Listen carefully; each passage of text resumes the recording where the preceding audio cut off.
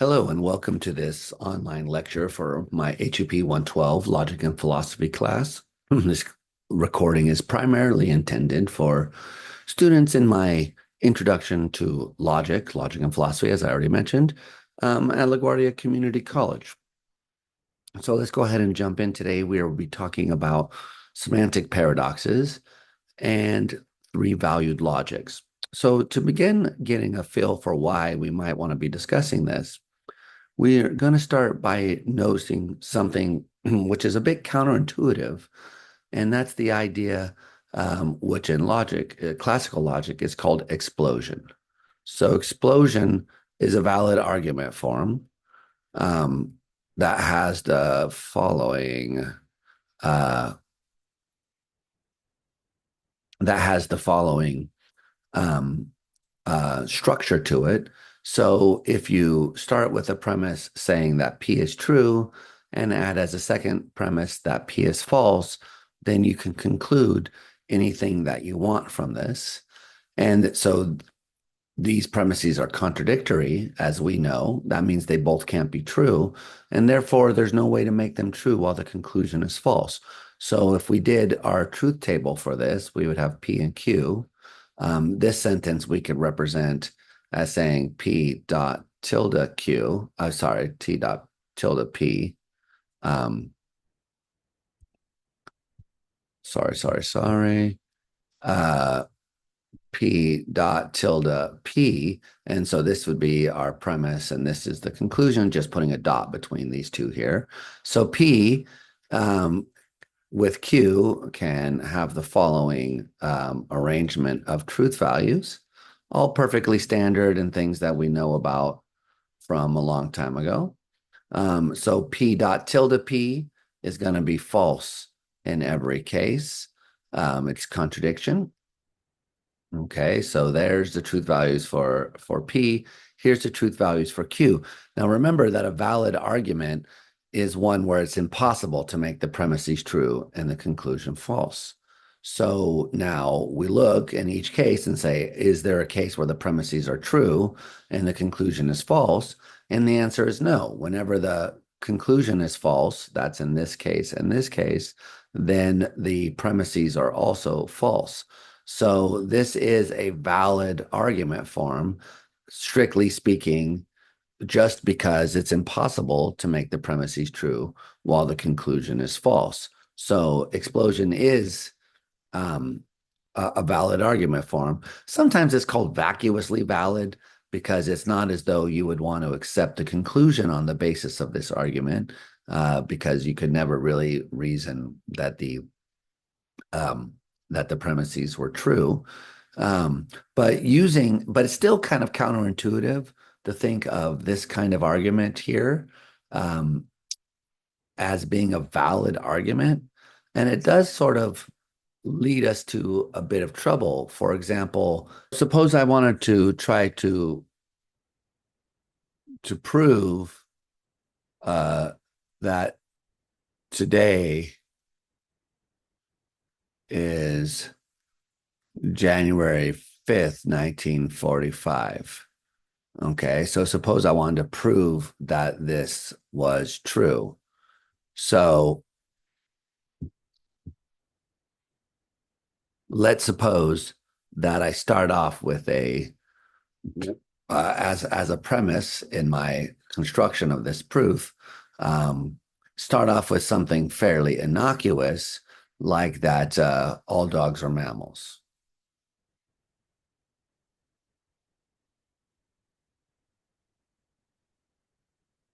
Okay. So from the fact that all dogs are mammals, we can conclude that either all dogs are mammals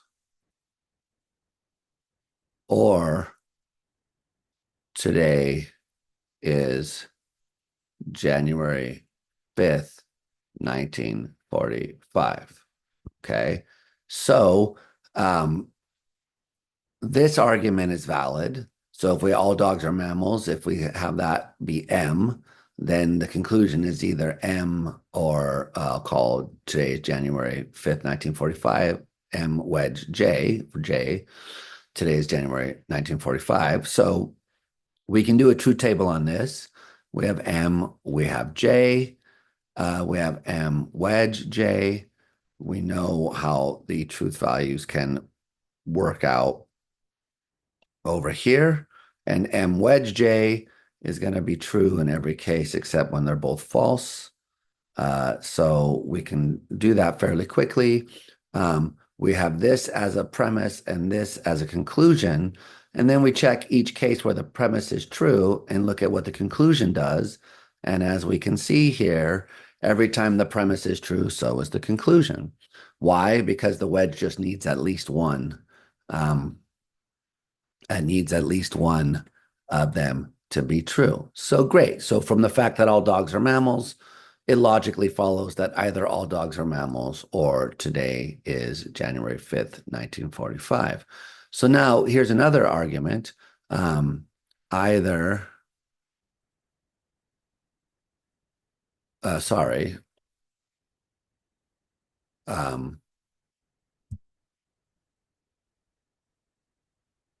either dogs are mammals, or today is January 5th, 1945. My second premise here would be, let's say dogs are not mammals. And the conclusion here would be, as promised, today is January 5th, 1945. So putting these two are, so I prove the conclusion. This is a valid argument, as we could prove very easily. So if we call M wedge J, that would be my first premise. The second premise says tilde M, and the conclusion says J. So this is just disjunctive syllogism, as we know, but we could prove very easily that it's valid when you have M and you have J and you have M wedge J and also tilde M. We know how to truth table this out in fairly straightforward forms. Tilde M is going to be false, false, true, true. So we look for a case where our premise, premise and conclusion. So premise where they're both true is line 3 down here. And you can see that every time the premises are true, the conclusion is true. So this is a valid argument for them. But what that means is that we have two valid argument forms and we can put them together. So you remember the argument form over here. So we now can put them together. We have M wedge J, and we have tilde M, and the conclusion of this would be J. Okay, so this is an example of how you can use explosion to prove any arbitrary sentence that you want. So remember that J stands for today is January 5th, 1945. Now, of course, when you think that M stands for all dogs are mammals, then this one is true and this one is false. So this sentence is true. So we can't make all the premises up here true, which is why this argument is valid, because we can't make all the premises true and the conclusion false. Excuse me, why we can't make this argument sound. I meant to say it is valid. So we can't prove that it's invalid because you can't make all the premises true and the conclusion false. So we could substitute for J anything we want and be able to prove it in this way. Now, of course, we ought not really to believe this argument because it's not possible to have these things both be true.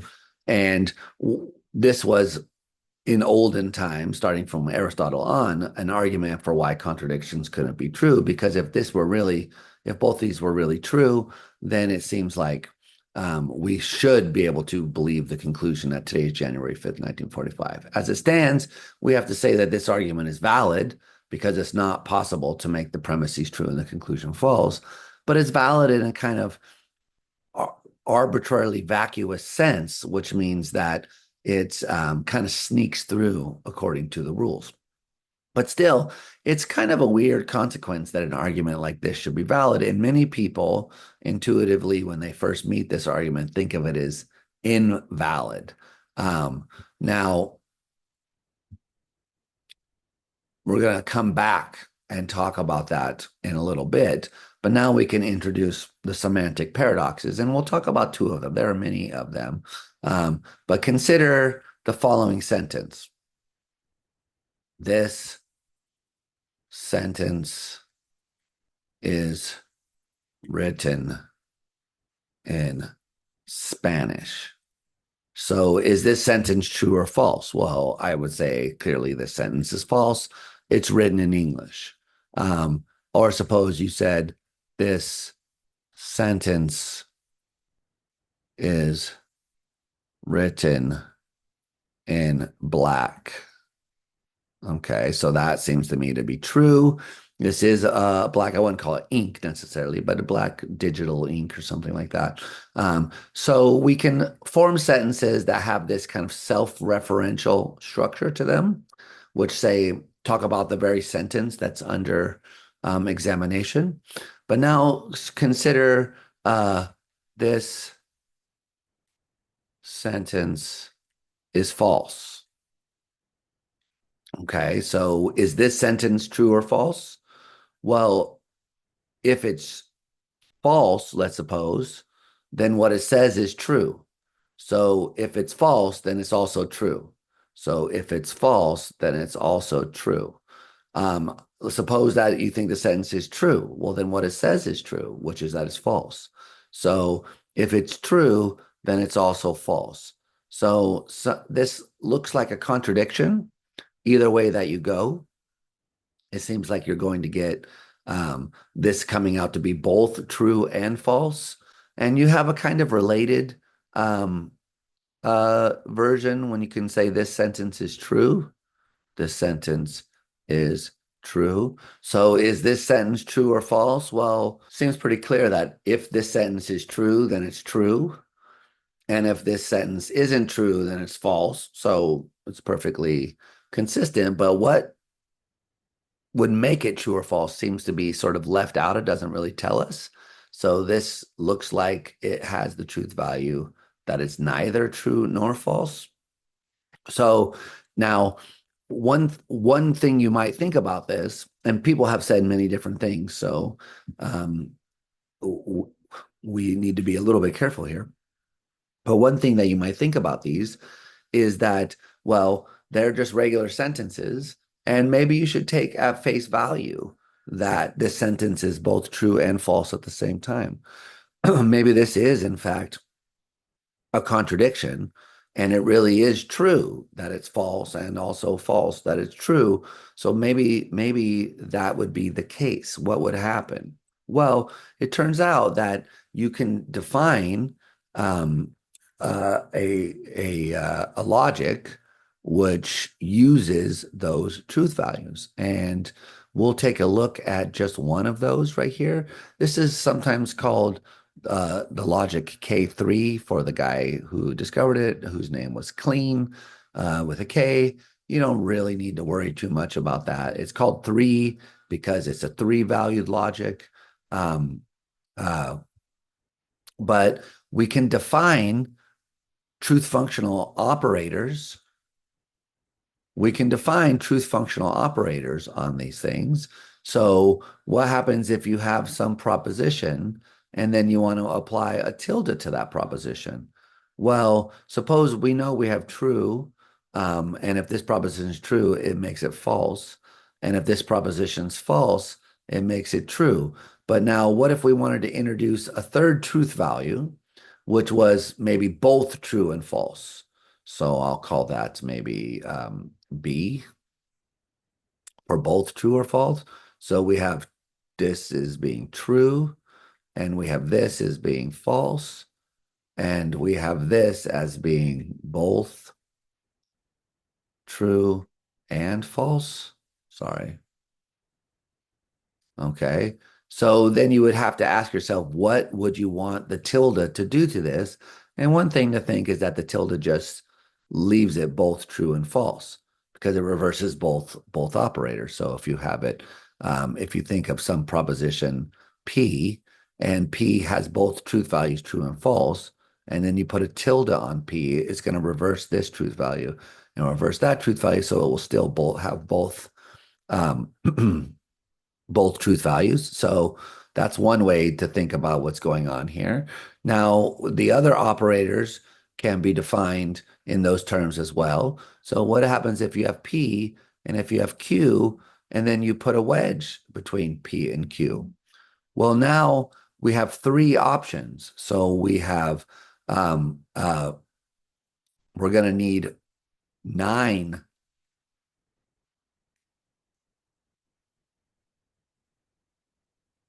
rows of a truth table. Why? Because we have three truth values. So instead of raising the number 2 to the power of propositions, we will name the number 3, which is the number of truth values that we have. So 3 to the n equals the number of lines. And in this case equals 2, so it would be 3 squared, which is 9. And then, of course, we would do sort of what we did already. We would divide them. So in this case, we divide them into threes instead of twos. So we have 3 truths. And then I guess we could put the both in here. And then 3 falses. You could write this in many different ways. Sometimes they don't write it this way. And over here, you would just alternate. So true, both, and false. True, both, and false. True, both, and false.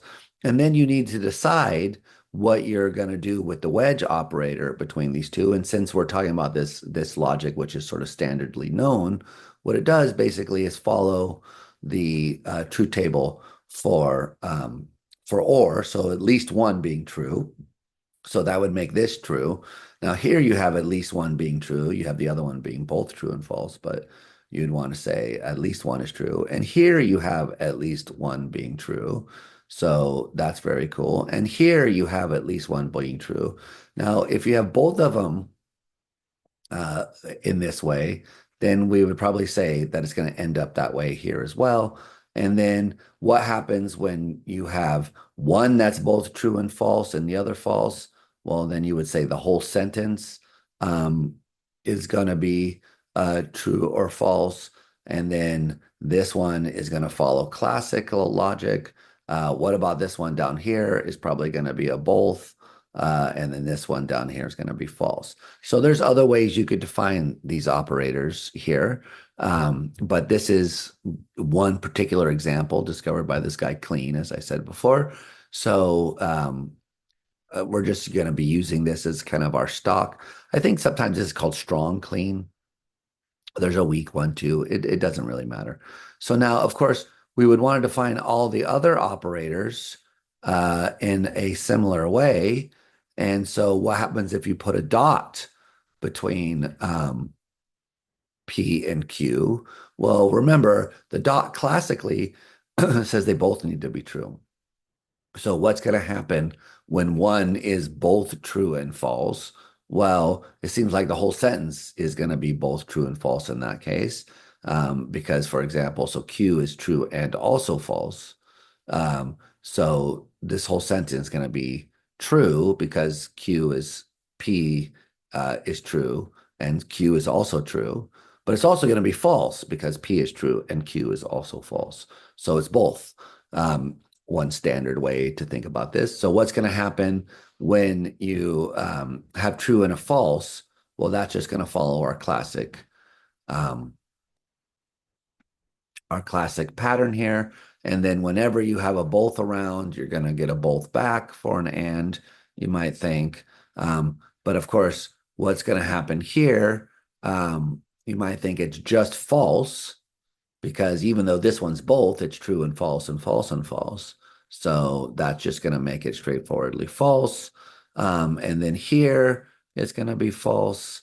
And then here, um, it's also you would say going to be false, and then here going to be false. So this is just using these to define these things. Now, what happens if you use P horseshoe Q? Well, classically, when P is true and Q is true, P horseshoe is true. What happens when it's both? So, well, the whole sentence is plausibly going to be both because you have true and true and true and false. So true and true makes it true, and true and false makes it false. So the whole sentence is plausibly going to be false. When you have true and false, you could follow classical logic there. Um, Now, what happens in this case for line 4 is if either way, it's going to come out true classically. So when it's true and false and true. Now, what happens if it's both true and false? Sorry, excuse me. Well, the whole sentence is probably going to be both in this case. Why? Because this is true and false, and this is true and false. So true with false makes it false, and true makes it true, and true makes it true, and false makes it true. So all those combinations. And then line 6 here, what are we going to do in that case? Well, here you have both true and false. So when it's true, that's what's going to make the whole sentence false. And when it's false, that's going to make the whole sentence true. So it looks like you're going to get both there. And then you could follow just classical logic anytime the antecedent is false. That makes the whole sentence true. So that's the strong, clean logic and a three-valued logic.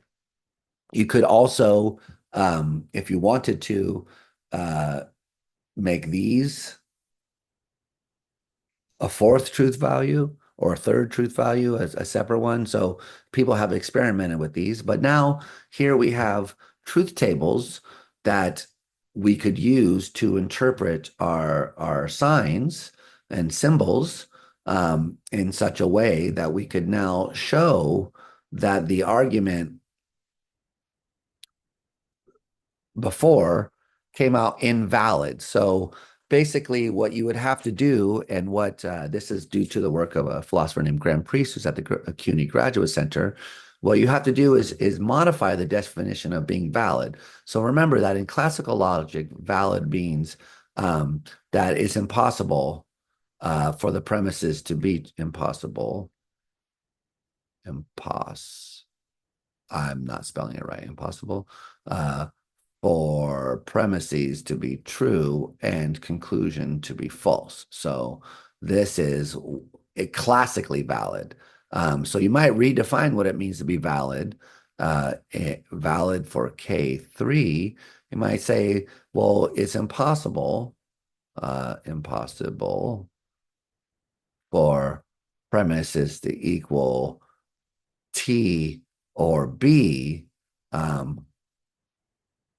and conclusion to be false. So you can't have the premises be true or both true and false and the conclusion be false. So you just add this extra truth value, and sometimes people call these designated truth values. These are the ones you're gonna want to preserve.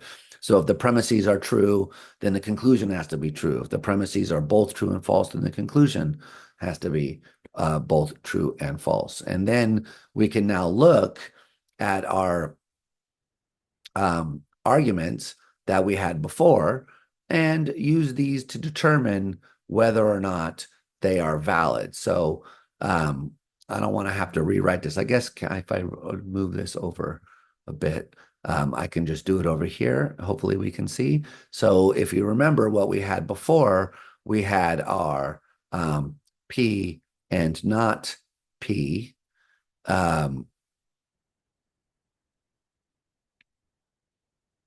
And then we had P wedge J, and the conclusion was J. Okay. So now we would just want to do a truth table for this. So we have two propositions. So we're going to need 9. Well, I don't even know if this is going to work. Can I do this? Whoops. I didn't mean to do that.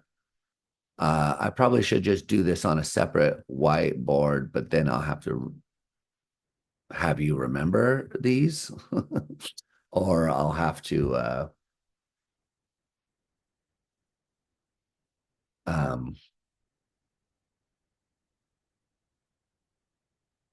huh. Well, let's just try it. Okay, so actually I should have wrote this up here, giving myself some more room. Um, Sorry for the poor planning here. Okay, so we have our argument here, which is P and not P, um, P wedge J, and then the conclusion is J. Okay, so now we have P and we have J. Okay. Um, Also have not P, and we have P wedge J. Okay. So, all right, hold on. Let's redraw this so that we get some straighter lines here. Now we're gonna have to have 9. Okay. And we're gonna go ahead and draw all of these cases out.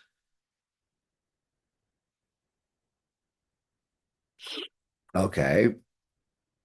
So P is going to follow this kind of pattern that we already followed over here. So we're going to say P could be true.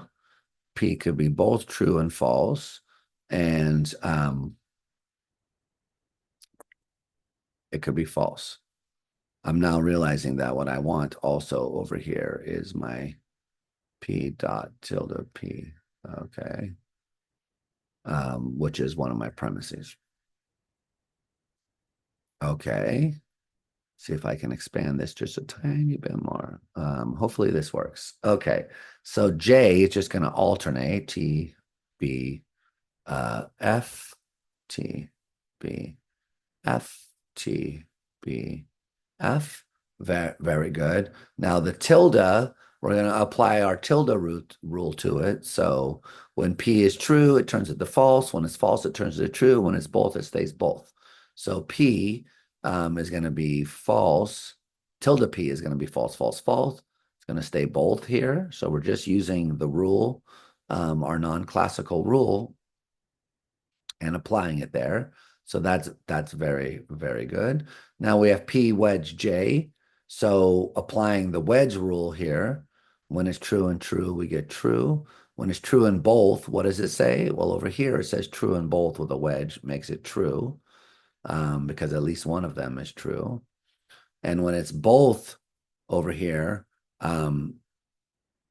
both true and false, then we're still going to get true. And when it's both and both, we return both. And when it's both and false, we return both for the reasons we explained before. When it's both and true, for the wedge, both and true returns true. When it's false and both returns both. And when it's false and false, it's simply false. So now we've computed the truth table for that. Now we can do P dot tilde P. So true and false with the dot just makes it false. True and false with the dot makes it false. So I'm just looking over here at the dot. True and false makes it false. True and false with the dot makes it false. Both and both. So with the dot, both and both makes it both. So both. Both and both with a dot makes it both. And down here, both and both with a dot makes it both. And then over here, false and true makes it false with a dot. And then we have false, false. Okay, so these are the truth values here. And we have premise 1, premise 2. Here's our conclusion. So we're going to look, first of all, for the cases where all the premises are true or false together. So we don't have any cases where the premises are both true, but we do have cases where our designated values show up here. So here's one where it's true and both, and the conclusion is true. So that's good. Here's one where it's both and both, and the conclusion is both. But down here on line 6, we have the premises being both, but the conclusion being false. So line 6 shows actually that if you're using this right here as your definition for what it means to be a valid argument, then this argument is invalid. This one that we began with up here is invalid because there's a case where the premises are both true and the conclusion is false. Now, it's also the case that those premises are simultaneously false, so they have both truth values, but that's not relevant here. So the question becomes the following thing. So we started off with this argument, which intuitively it seemed under the, so this is classical validity. For being classically valid, this argument is valid. But in our redefined K3 language, which has a different truth table and allows sentences to be both true and false, this argument turns out to be invalid. It's invalid in K3. It's valid in classical logic. So the question which we could put to ourselves here is, what should we think about this? So intuitively, we thought this argument was invalid, and that violates what classical logic says. Classical logic says, no, your intuitions are actually wrong. This argument is valid. It's just a strange fact about how things work. On the other hand,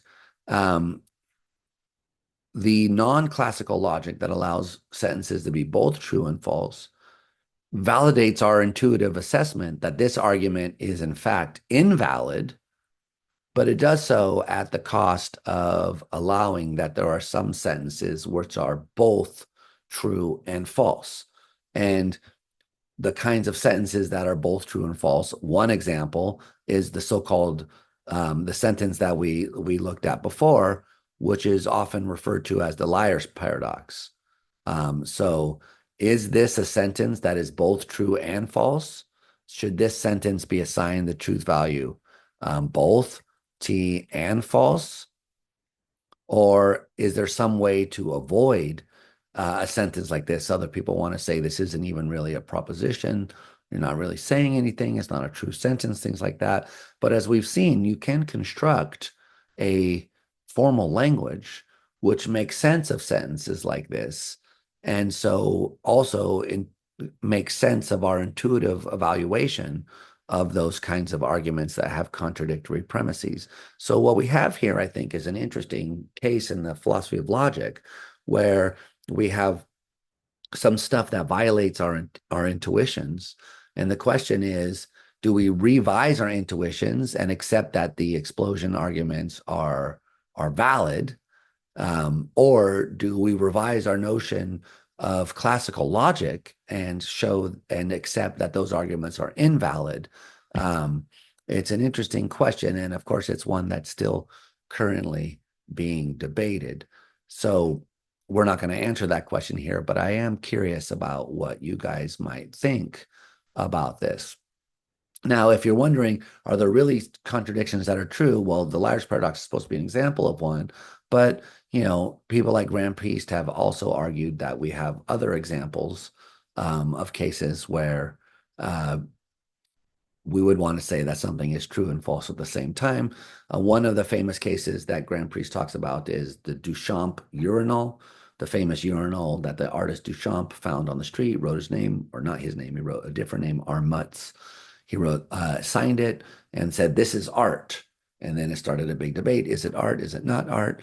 And some people like Grand Priest want to argue that it's simultaneously art because it's not art, that it's in some sense both art and not art, so that there are cases in reality where contradictions can be true, and that this, therefore, we should have a logic that makes sense of these things. And what we've shown is that you can define a formal system that does make sense of those things. And there's many other formal systems like that. So the question is, what do we want? Do we want a formal system that respects our intuitions, or do we want our intuitions about contradictions not being true, being respected, and revise our intuitions about which arguments are valid? So these are some interesting things that we'll be talking about over the next week or so in the class.